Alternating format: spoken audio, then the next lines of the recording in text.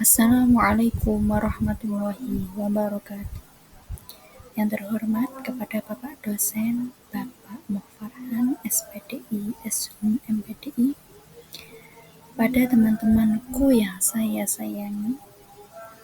Di sini saya Ulfa Mazatus Syarifah dengan nomor induk mahasiswa 31502300218 akan mempresentasikan mengenai strategi dan metode pembelajaran di Madrasah Diniyah Uswatun Hasanah.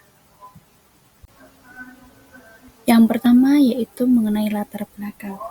Strategi pembelajaran Islam harus mampu menumbuhkan semangat belajar peserta didik serta mendorong mereka untuk menginternalisasi ajaran Islam dalam kehidupan sehari-hari. Hal ini menuntut kreativitas guru dalam memilih metode pembelajaran yang sesuai dengan karakteristik peserta didik. Madrasah Diniyah Uswatun Hasanah berupaya mengembangkan metode yang tidak hanya bersifat teoritis, tetapi juga praktis, sehingga peserta didik dapat dengan mudah memahami dan mengamalkan ilmu yang diperoleh. Dan juga, kualitas pembelajaran sangat ditentukan oleh sejauh mana strategi yang diterapkan dapat menciptakan suasana belajar yang aktif, menyenangkan, dan partisipasi. Selanjutnya adalah rumusan masalah. Rumusan masalah yang pertama, bagaimana strategi pembelajaran Islam yang diterapkan di Madrasah Diniyah Uswatun Hasanah? Yang kedua, apa saja metode pembelajaran Islam yang digunakan oleh para pendidik di Madrasah Diniyah Uswatun Hasanah? Yang ketiga, sejauh mana efektivitas strategi dan metode pembelajaran tersebut dalam meningkatkan pemahaman peserta didik terhadap ajaran Islam? Dan yang terakhir, apa saja faktor pendukung dan penghambat dalam penerapan strategi dan metode pembelajaran Islam di Madrasah Diniyah Uswatun Hasanah? Selanjutnya yaitu metode penelitian. Pertama kali yang dilakukan yaitu kunjungan di lokasi observasi, yaitu di Madrasah Diniyah Uswatun Hasanah. Yang kedua, wawancara dengan beberapa guru di lokasi observasi tersebut. Yang ketiga yaitu pengamatan langsung siswa dan guru di dalam kelas. Yang keempat, analisis data dengan mencocokkan materi dan praktek yang dilakukan guru dan siswa dalam kelas. Yang terakhir yaitu survei dengan bertanya langsung dengan beberapa responden di tempat. Berikutnya adalah pembahasan. Salah satu strategi yang dipilih oleh beberapa guru setempat adalah penerapan metode pembelajaran berbasis proyek atau project based learning yang menekankan keterlibatan aktif peserta didik dalam memecahkan suatu masalah melalui proyek tertentu. Strategi ini memungkinkan peserta didik untuk belajar secara konseptual dan bermakna.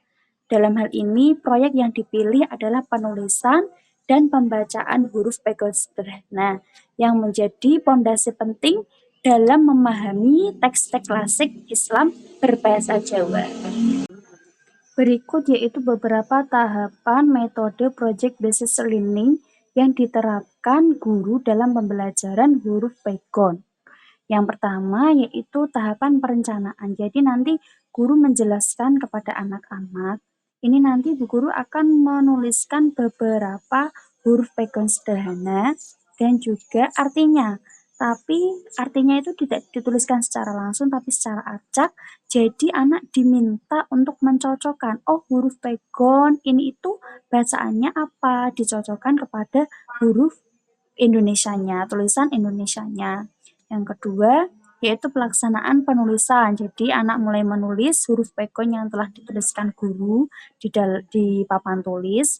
Anak sudah mulai menuliskan, jadi anak itu langsung diminta menuliskan huruf background Jawanya dengan artinya. Kalau guru kan artinya kan diacak, kalau siswa itu langsung huruf Jawa backgroundnya dan artinya. Setelah ditulis nanti dikumpulkan, dinilai oleh guru, dan yang terakhir yaitu tahap presentasi. Jadi anak nanti diminta membaca huruf background yang ada di dalam papan tulis tersebut. Selanjutnya yaitu hasil pengamatan. Dalam pengamatan yang saya lakukan ketika penelitian saat itu adalah metode yang digunakan. Guru itu menuliskan beberapa kata-kata sederhana menggunakan huruf pegon dan bahasa Indonesianya. Jadi anak diminta mencocokkan mana yang benar huruf pegon bacaan ini tuh tulisan Indonesianya mana yang benar. Dalam kegiatan tersebut, siswa cukup antusias dengan pembelajarannya. Beberapa siswa juga antusias ketika diminta untuk maju membacakan. Oh, ini itu bacanya gimana sih pegonya? Yang benar itu yang mana? Itu siswa cukup antusias di era zaman yang sekarang ini. Anak-anak kecil antusias untuk membaca huruf pegon itu ada. Selanjutnya adalah faktor pendukung dan penghambat. Beberapa faktor pendukung dalam pelaksanaan proyek ini adalah semangat anak-anak. Saya akui semangat anak-anak dalam belajar menulis huruf pegon itu alhamdulillah masih banyak sekali dan masih besar sekali.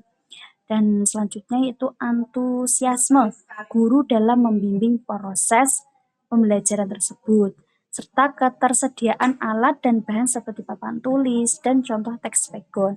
Selain itu, dukungan dari lingkungan madrasah yang menjunjung nilai-nilai tradisi Islam juga menjadi faktor positif dalam pembelajaran.